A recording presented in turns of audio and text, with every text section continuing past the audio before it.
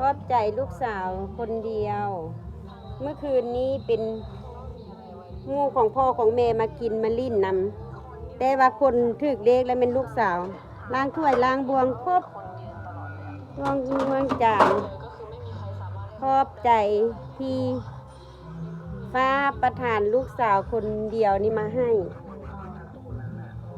ที่ได้มีคนต่างตีนต่างมือเดี๋ยวนี้แม่ก็เริ่มสบายละถ้าไปใครมาปีใหม่วันพักมื้อนี้เป็นมื้อที่3วันครอบครัวมีมะพร้าวให้กินพร้อมเมื่อคืนนี้บ่ทันขึ้น เพราะว่ามันเป็นกลางคืนมันกินบ่ได้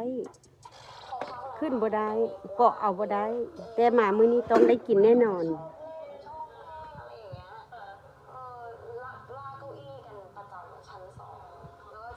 ลูกสาวข่อยมันเด้อ